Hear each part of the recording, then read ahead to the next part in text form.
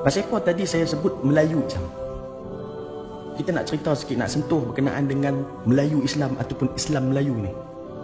Pertama sekali kita kena tahu asal usul kenaan dengan bangsa Melayu. Saya nak cerita dengan tuan-tuan yang dirahmati Allah Subhanahu Wa Taala. Bangsa Melayu ni satu bangsa yang cukup terkenal. Dulu ni disebut satu tamadun yang sangat agung. Bangsa yang mana dah ada sangat-sangat lama, berkurun lama. Satu bangsa yang juga dikenali dengan penuh adat dan kesopanan. Bukan itu saja, bahkan satu bangsa yang sangat tinggi budi pekerti, yang sangat kuat mempertahankan agama, bangsa dan negara. Bahkan inilah satu-satunya bangsa yang mana mempunyai hanya satu agama, iaitu kalau kita sebut Melayu, mesti Islam. Sebab tu bila kita sebut tentang Melayu, benda pertama yang terdetik di fikiran kita adalah agama Islam. Ini kerana Melayu dan Islam ni tak boleh kita nak pisahkan. Berbilang bangsa yang ada di dunia ini, setiap bangsa tersebut mempunyai pelbagai agama. Tapi tak, bangsa Melayu tidak. Kerana hanya ada satu agama sahaja, iaitu agama Islam. Bangsa Melayu ini, kalau kita tengok daripada sejarahnya, bermula daripada alam kepulauan.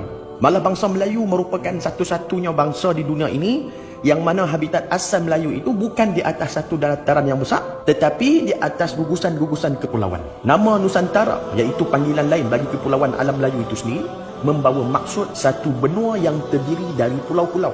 Ketua ulama Syekh Ahmad Al-Fatani berkata, Melayu ni adalah kelompok atau segolongan besar manusia. Negeri-negeri mereka adalah sesubur-subur negeri dunia. Satu orang tokoh yang disebutkan namanya Dr. Burhanuddin Al-Hilmi berkata bangsa Melayu adalah satu bangsa yang bersendiri di antara beberapa bangsa dalam dunia ini yang ada kawasan negeri. Tingkah laku, perangai dan kebudayaan yang bersendiri serta cara hidup dan sejarahnya yang tersendiri membezakan dengan lain-lain bangsa dari semenjak beribu-ribu tahun hingga ke hari ini, tuan-tuan yang dirahmati Allah Ta'ala. Jadi tujuan saya nak cerita kepada tuan-tuan semua yang dirahmati Allah Ta'ala, macam mana Islam mula-mula mai ke tempat kita. Dakwah Islam ni mula tersebar di alam Melayu sejak abad ke-7 Masihi lagi, iaitu abad pertama Hijrah, berterusan hingga abad ke-8 secara istiqamah oleh pedagang-pedagang ataupun pendakwah Arab. Walaupun belum ada kerajaan Islam yang terbentuk di alam Melayu pada abad ke-7 dan abad ke-8 Masihi, namun masyarakat Melayu ketika itu, terutamanya para pedagang, telah memeluk agama Islam. Kita boleh lihat agama Islam mula bertapak ke alam Melayu ini melalui dua tempat, iaitu kerajaan Kedah Tua dan Pelak yang dalam daerah Aceh Utara pada hari ini. Melalui dua tempat inilah agama Islam terus berkembang dengan pesat di alam Melayu. Sebuah rombongan Islam telah mendarat di Pelak sekitar tahun 820 Masihi. Salah seorang daripada rombongan tersebut yang bernama Said Ali bin Muhammad bin Ja'far As-Sadiq, yang merupakan Ahlul Bait, yakni keturunan Rasulullah SAW, yang berkahwin dengan puteri Pelak yang bernama Puteri Makhdum Tansyuri. Maka dari pernikahan ini lahirlah zuriat daripada mereka ini yang bernama Said Abdul Aziz. Maka di situ terbentuklah kerajaan Islam yang pertama di alam Melayu, iaitu kerajaan Islam Pelak sekitar tahun 840 Masihi, yang dipimpin oleh Sultan Ali bin Said Maulana Abdul Aziz, iaitu anak kepada Said Ali bin Muhammad bin Ja'far As-Sadiq dan Puteri Makhdum Tansyuri.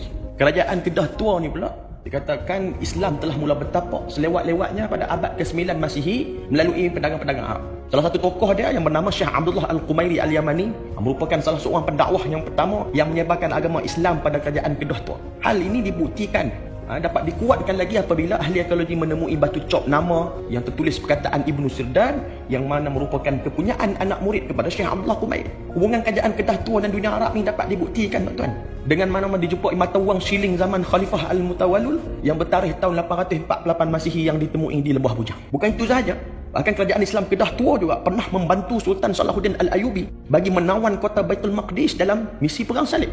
Kerajaan Islam Kedah Tua juga yang juga dikatakan turut menghantar bahan-bahan rempah kepada Sultan Salahuddin, kerana waktu itu bahan rempah sangat-sangat penting untuk mengawet bekalan makanan ketika mana peperangan. Kalau kita lihat pula, kerajaan Islam yang ada di Melaka pernah menghantar surat amaran kepada kerajaan Perancis, surat ancaman, tuan-tuan, kerana waktu itu dikatakan kerajaan Perancis hendak menyerang kota Makkah. Sultan Melaka ketika itu menjalankan tanggungjawabnya dengan mengarahkan askarnya, sekiranya Perancis tak mau tarik balik ataupun membatalkan hasrat mereka untuk menyerang kota Makkah, maka Sultan Melaka akan perintahkan askarnya untuk membunuh semua pedagang daripada Perancis. Dengan berkat usaha ini, hal ini menyebabkan kerajaan Perancis batalkan hasrat mereka untuk menyerang kota Makkah. Zaman kegemilangan Islam Melayu Melaka, berlaku satu peperangan antara Melaka dan Portugis, yang mana merupakan perang yang pertama dalam kerajaan Islam alam Melayu. Ketika mana Melaka diserang Portugis, masa tu para ulama Kesultanan Melayu Melaka ni membakar semangat para mujahid di Melaka untuk bangkit melawan dan menentang Portugis. Salah seorang ulama yang bersama-sama dengan rakyat Melaka ketika itu dalam menyerang Portugis ni ialah Maulana Sadar Jahan yang merupakan penasihat utama Sultan Ahmad, putera kepada Sultan Mahmud Shah. Di samping tu, kerajaan Islam Demak juga turut membantu Melaka dalam memerangi Portugis. Angkatan tentera kerajaan Islam Demak juga turut dianggotai oleh para alim ulama, antaranya Sunan Kalijaga dan Sunan Kudus. Bahkan Sunan Kudus sendiri turut menjadi panglima angkatan laut dalam misi menyerang Portugis di Melaka. Selain itu juga, kerajaan Islam Aceh juga hantar angkatan tentera, hantar bantuan yang mana dipimpin oleh Syekh Samsuddin Al-Sumatrai bagi membantu Melaka menyerang Portugis, yang mana mengakibatkan Syekh Samsuddin telah syahid dalam peperangan ini dan dimakamkan di Kampung Ketek di Melaka. Kita boleh lihat juga antara peperangan lain yang berlaku di antara Kedah dan Patani menentang Siam. Perang ini juga dipelopori oleh banyak alim ulama kita. Antara ulama masyhur yang memimpin jihad menentang Siam ketika itu adalah satu yang bernama Syekh Abdul Samad Al-Falimban, Syekh Daud Al-Fatani, Syekh Wan Mustafa Al-Fatani, atau lebih masyhur dengan panggilan Panglima Tok Bendang Dayak, Syekh Wan Abdul Qadir, Syekh Muhammad Mas'ud Al-Banjari dan ramai lagi tuan-tuan.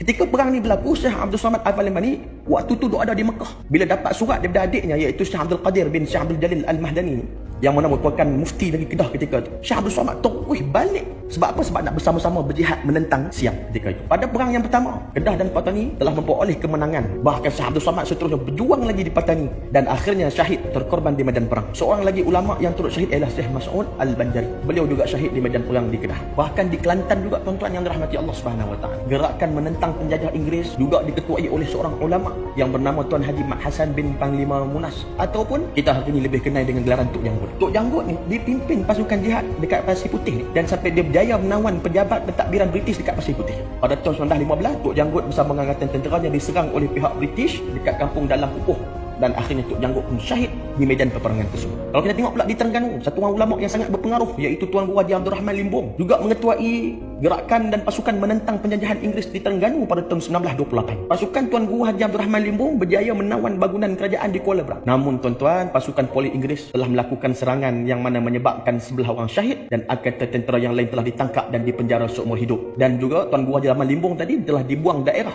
Lalu beliau berhijrah ke kota Makkah dan menghembuskan nafasnya yang terakhir di sana. Inilah cerita yang saya sebutkan tadi kepada tuan-tuan yang dirahmati Allah Ta'ala, menunjukkan bahawa betapa semangat Islam, jihad yang ada dalam diri ulama-ulama dan juga nenek moyang kita terdahulu, yang mana membangkitkan semangat mereka demi menjaga tanah air dan juga bangsa ini daripada unsur-unsur atau pengaruh dan penjajahan. Untuk apa? Untuk memberikan keselesaan kepada kita hari ini. Ini semua adalah perjuangan kerana Allah Subhanahu Wa Taala demi menjaga agama bangsa dan negara. Inilah perjuangan orang dulu-dulu, yang mana barisan para alim ulama dan juga orang awam semuanya turut bersama-sama berganding bahu bekerjasama dalam nak mempertahankan tanah air dan juga mempertahankan bangsa kita, yang mana tidak mahu kita terus ditindas dan dipijak serta dihina. Sebab tu saya sebut tadi, yang mana saya sebut Melayu ini adalah satu bangsa yang tidak lari daripada Islam. Melayu ini bukan saja tinggi dengan adat, bahkan adat-adat Melayu itu sendiri melambangkan kemegahan Islam. Melalui adat Melayu lah Islam dapat dikembangkan lagi. Contohnya kita ada adat merisik, adat berkhatan, adat tetamu, adat hari Ashura, adat jenazah dan pelbagai lagi adat-adat lain yang tidak bertentangan dengan syarak, yang mana ianya menunjukkan kesopanan dan juga menunjukkan tata tusila orang-orang Melayu itu sendiri yang berakhlak dengan akhlak Islam. Kita tengok sendiri hari ini, tuan-tuan, baju Melayu yang kita duk pakai ni, baju Melayu itu sendiri pun melambangkan agama Islam. Butang baju Melayu itu melambangkan 5 rukun Islam. Hak ni yang ramai orang tak tahu ni. 3 saku ataupun poket baju adalah akidah, syariat dan tasawuf. Dan samping pula melambangkan kesungguhan menjaga nafsu, syahwat, aurat dan marah. Oleh itu tuan-tuan yang dirahmati Allah Subhanahu Wa Taala, kita sebagai orang Melayu, Islam menjaga bangsa Melayu ni, ini adalah amanah daripada Allah Ta'ala untuk kita. Ini adalah satu anugerah yang Allah berikan kepada bangsa kita. Memang betul, agama Islam sampai ke tanah Melayu selepas agama Hindu dan Buddha. Akan tetapi ingat, agama Islam yang paling kuat diperjuangkan hingga tanah Melayu ini bebas daripada jajahan luar dan juga bebas daripada perkara-perkara yang khurafat, bebas daripada perkara-perkara syirik dan bebas daripada kekufuran kepada Allah Subhanahu Wa Taala. Disebabkan apa? Disebabkan orang Melayu yang perjuangkan Islam lah kita hari ini dapat mengamalkan Islam dengan aman dan hidup dengan tenteram di negara ini.